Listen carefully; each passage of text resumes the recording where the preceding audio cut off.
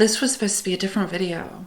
In August, my life radically changed, and I began working on a video essay as a way of picking up the pieces. I filmed hours of footage over the past 3 months. I spent most of that time editing the footage, but I couldn't finish it.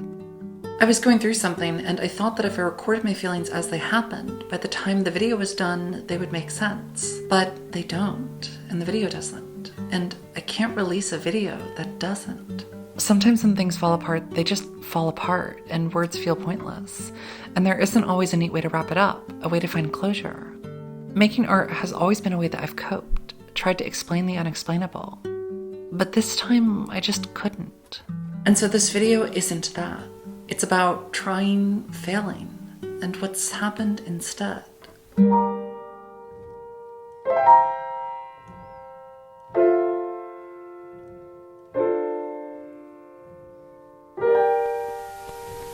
This is the Morgan family coming home from the lake. Ed and Marilyn have been married 12 years. That's Kelly, Sue, and Casey in the back seat. They've driven this road a dozen times before, and nothing ever happened. But today is different. Today, Ed will become a killer. And here's his weapon.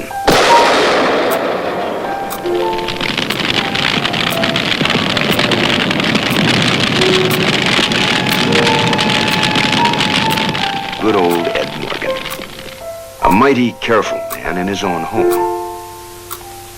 He can't imagine how anyone could have been so careless. Ed Morgan, every man. Anyone who handles fire in any form is a potential killer. Anyone can start a fire and never even know it. Please be very careful with fire. Please. Only you can prevent forest fires.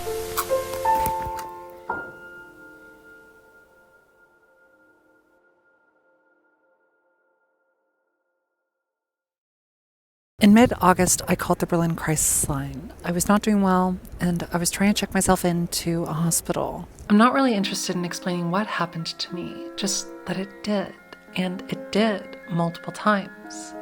For a long while, I was able to drown it out, but around 6 years ago, I tried to get help, and a psychologist told me I should probably start trauma therapy and recommended I try EMDR. She said it would be intense, though, and I didn't think I was ready.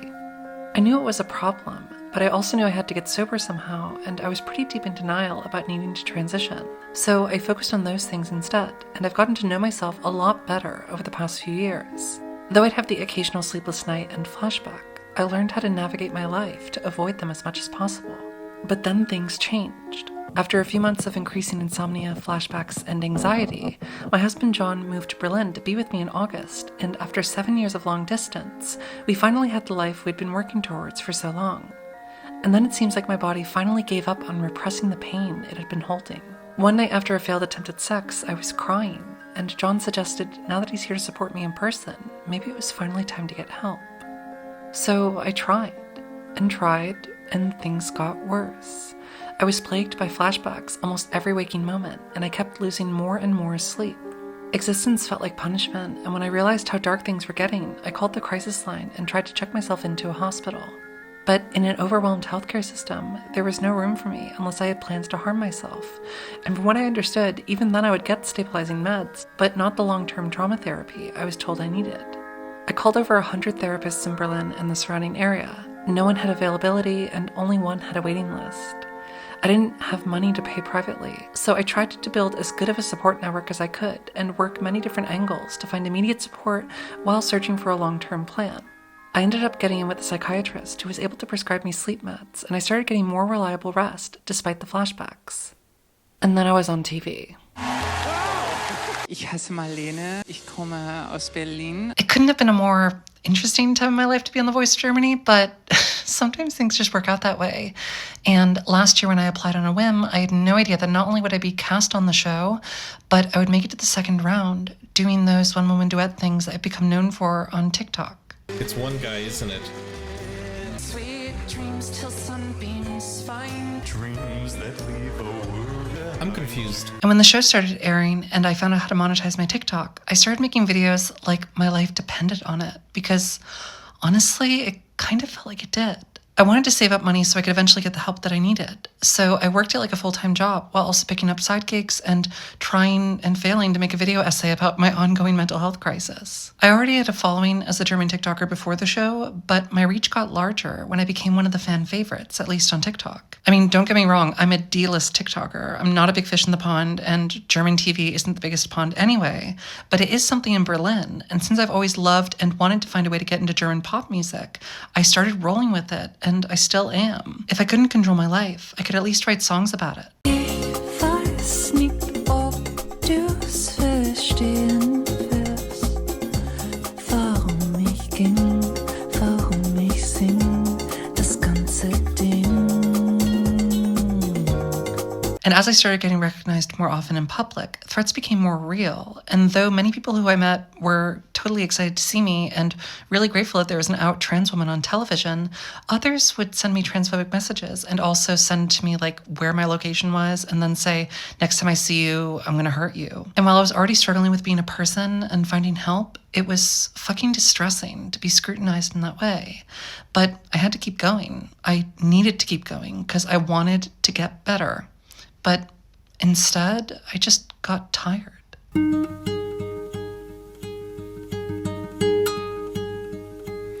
I'm not her, you're not me. What are we supposed to do? This is the same time of year I felt a change, learned I had fear. I feel how thin the ice can get when it's too warm. Sometimes I shock myself when I notice I'm praying for a storm. Last night I awoke in pain, a feeling I can't explain. So I tried to find a peace of mind, a piece of me, a reason why. But I could not even say my name, so I left. A coldness that should warm the heart left you feeling bereft. I'm sick of being sick, a sword above my head, or whatever turns the sky from blue to bloody red. Racing through a book, poison on a screen, throw tears at anyone, hoping to be seen.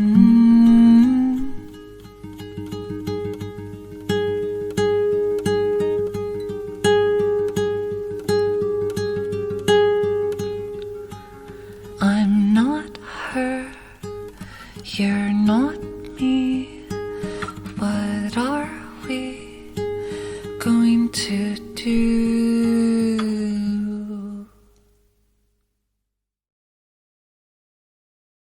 Months went by and I realized that nothing had really changed. I was still very much struggling. And so at the end of November, I reached out to my online therapist, who I originally contacted in the beginning of September because I just needed a short-term solution, someone who I could talk to while I was trying to find a long-term therapist within my health insurance and the system and stuff like that.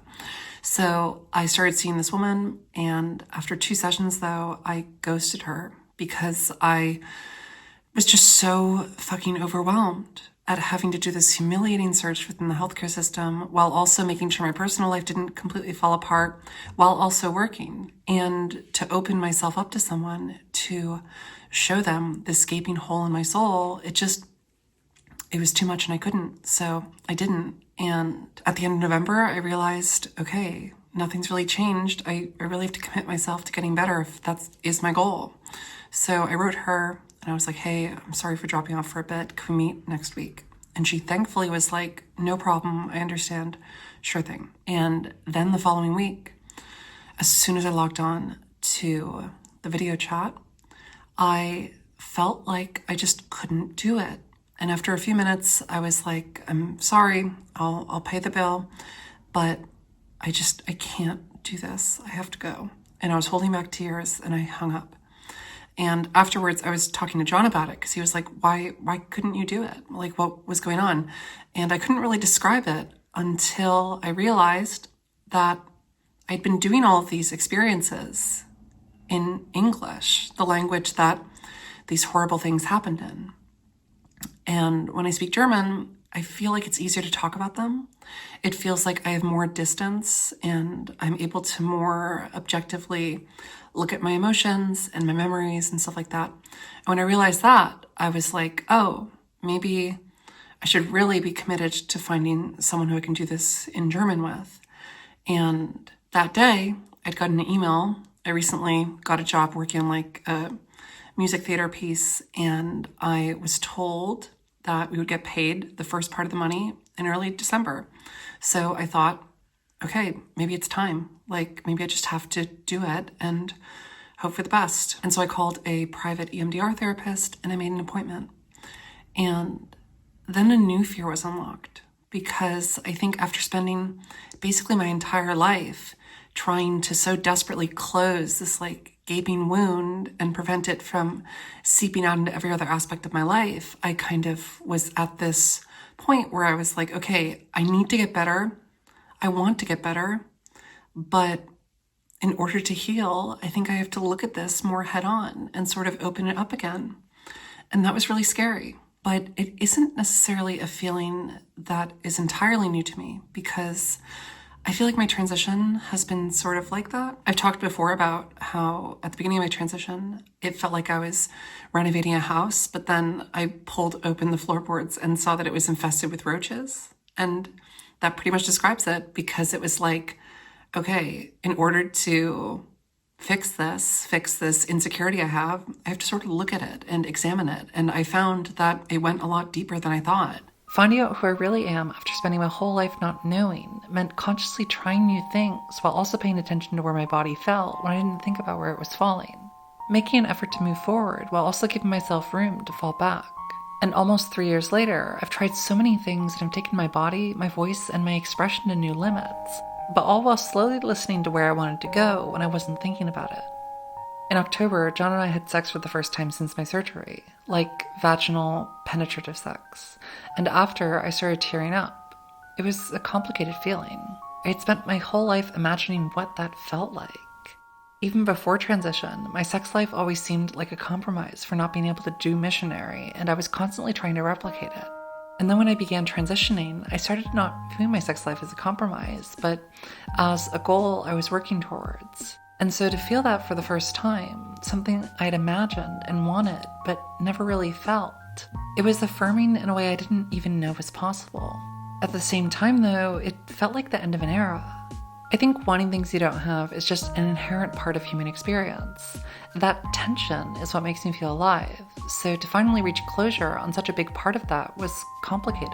It was incredibly euphoric, but also slightly melancholic, but also hopeful. I wonder what I'll reach for next. But we haven't had sex again since then. I just haven't been able to, and when we've tried, it's just sent me spiraling. After getting to know my new therapist, I had my first EMDR session, and I can only describe it as one of the most profound experiences of my life. It's almost indescribable, but yet I want to tell you about it anyway. I was almost in a trance while my body was forcing me to recount one of the horrors I've experienced. I was flashing back, I was terrified, and I was there, back in this man's apartment near Columbus Circle in New York City. I was crying, I was in pain, and the therapist was guiding me, stimulating my body with hand tapping, while encouraging me to hold the feelings my body was releasing, the pain coursing through my nerves.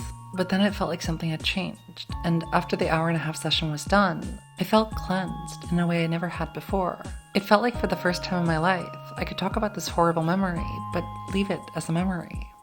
It felt like my body finally understood that it was no longer in danger, that this thing that happened is over. And that was new for me. I kind of assumed that I was just broken and this feeling of hopelessness would never go away. I mean, I've always lived my life with just that assumption.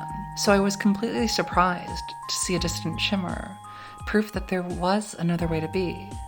Before I left, after we cooled down from the intense session, I asked my therapist why some people do that. Why this man was able to hurt me in a way I'm still working through 10 years later just so he could get off. How can one act so carelessly to others in search of such fleeting satisfaction? He said he could tell me why he thinks so, but that it would just be his viewpoint. And that is a question I have to be able to answer for myself. So I made an appointment for next week, left, and I felt a bit lighter. So the days after the first EMDR session were quite intense. It was complicated. On one hand, it was so wild to me that the memory we worked on, it was completely out of the rotation of flashbacks, and I haven't had a flashback from that since. And after having dealt with that memory, that traumatic experience for over 10 years, it was just wild that all of a sudden it felt like it was in the past. When I try to think about it now, it's okay, this is a horrible thing that happened to me, but it's over, and it's not this jagged ball of pain anymore. But at the same time, during this week after my first EMDR session, a lot of other memories came to the surface, and it was incredibly distressing. The relief that I felt from not thinking about the first memory anymore was quickly washed away by very intense flashbacks from many other events, including something from my childhood that I just couldn't remember 100%. I knew it happened, but the memory was always very hazy and it was very unclear. And so at the second session, that ended up coming up. That ended up being the main focus. And I think that was probably the worst day of my life. I was shell-shocked. I was completely, not I don't know, I knew something happened, but I didn't know the whole extent of it. I didn't know who. I didn't know exactly the details. And after I learned that, I will never forget walking around Charlottenburg and I've never felt so hopeless in my life. I felt like I really had just remembered what I feel like is one of the deepest depths of the evil that humans can carry. And to not only be presented with that, but also be reminded that that happened to me is something that really shook me to my core. And because of that, the days after were honestly just some of the worst days of my life. I'm usually such an optimist. I am someone who's always even in my worst moments, I'm making music, I'm working on videos, I'm doing stuff.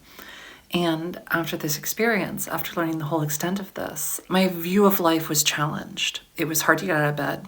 I was crying all the time. I just couldn't handle being a person. I was struggling with handling being alive. And that was insanely difficult. I mean, to say it was difficult is such an understatement. It was the darkest moment of my life. So that was Monday. I'm recording this on Thursday evening, so a few days later. And I had another EMDR session. Because of the intensity of the second one, I was hey, we should meet sooner. Can we plan for something closer than 1 week? And so we planned for this Thursday, and I just had the session. It was very long. Honestly, it feels psychedelic. The whole experience of going back in time, it feels and it feels my brain takes me on a journey that I just have to sort of surrender to and not fight it. And after spending so much of my life dealing with these flashbacks that I was so desperately trying to close, it's been so surreal letting them run rampant and see where my brain makes connections and then sort of reprogramming my brain through that. But this experience today was super intense. It brought me back to the depths, and I feel I've gone to the center of hell, and I think it's alcoholism for me. I don't think I'm ever not going to be a survivor in the same way that I think even though I've been sober for 4 years, I'll always be an alcoholic. I think I will always be surviving knowing what I've experienced, what I've lived through, what certain men have done to me. And I think that is something that is really horrifying and it's really disturbing. I mean, that's why this video's taken so long to make. It's just that my life completely fell apart and I had no idea how to fix it. And honestly, I'm not even sure like if I've totally figured it out. Like this is just another step on my journey. But tonight was something special. I feel like I understand my pain much better. I don't feel ashamed in the same way that I have felt for so long. And I still feel the pain, but it is not holding the steering wheel, if that makes sense. But who knows? I mean, after the first session, I was feeling very great about it. I was feeling incredibly liberated by it. And then the days after, it got pretty intense. And so my therapist did tell me like, hey, just a heads up, like what you did today was really intense. And so don't be surprised if like the next days, the next few weeks, they sort of are overwhelming. And I'm prepared for that. But I feel like I'm finally learning how to be a person and to carry all this weight that I didn't know was even mine. And I feel like that has to do with like my transition. It has to do with like self-actualization. And it has to do with really untangling this very complicated web of who I am and separating how others have affected me from where I yearn to go. And trying to sort of separate the two, making sure they don't influence each other in ways that are unhealthy, and trying to be incredibly kind and patient with myself. I don't even describe myself as religious, but this past week has really felt like a crisis of faith in life itself. And I feel like part of that healing process for me is also grieving the person who I will never get to be because now I know the truth.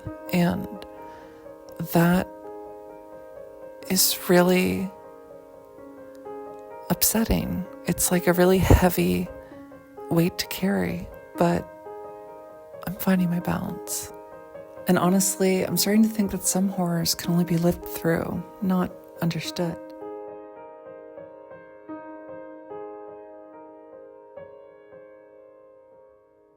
In early September, I watched I Saw the TV Glow. It was still in theaters in Berlin, so I went with John. And when I was talking with a friend a few days later, they said they hadn't seen it yet, and I insisted that we go together. And while we were exiting the theater, I texted another friend and asked her if she wanted to go the following night. It was the first time I had seen a movie 3 times in theaters, let alone in the span of just a week. It's a beautiful film about trans experience that doesn't mention the word transgender. It really touched me to see something that used metaphors so unapologetically, something that conveyed the terror of being in the closet, the unsettling feeling of knowing your life has to change without ever explaining exactly why. The reveal about 2/3 of the movie is that the main character didn't just enjoy a TV show with their friend. You're special. We are the pink opaque. It allowed them to express something that they weren't allowed to otherwise. And when their friend disappears, only to mysteriously turn up 8 years later, they ask if the memories of watching that TV show were really just that, or if they were something else. Do you ever feel like you're narrating your own life, watching it play in front of you like an episode of television? Or do you ever have a hard time distinguishing between what happened in the show and what happened in real life? Shortly thereafter, there's a monologue in which the character describes the pain of finding a new life, a thinly veiled metaphor for transition that requires them literally burying themselves alive in order to transcend and become a new person. After I don't know how long, I felt myself start to leave myself. And it was like I was watching myself on TV from across the room, and I was moving further and further away from the screen until the screen was so small that I couldn't even see myself anymore. And that's how I felt. I felt myself leaving myself. And after a few months of what I can only describe as an all-time low for me, I feel something happening again.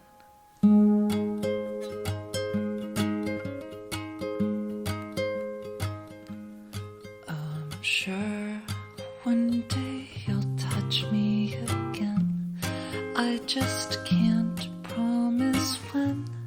My heart won't bleed out over memories, and I'll settle in between who I was and who I'll be. Do you think it's too late to try again?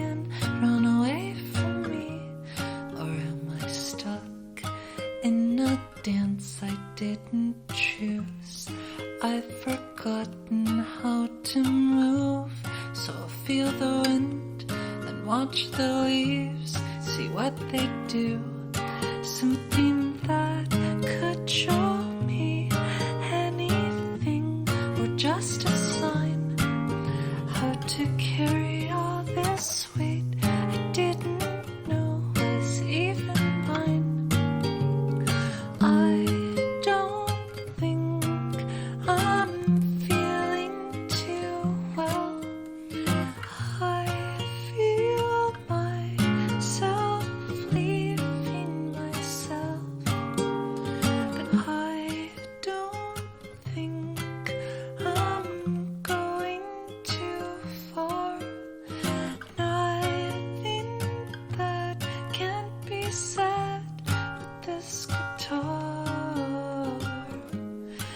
Do do do do do do do do do do do do do do do. Wake up, I'm not sure what it'll take, but I think I see a pink opaque coming here, right for us, across the way. So whatever it might mean, I don't think I really care, just as long as I drift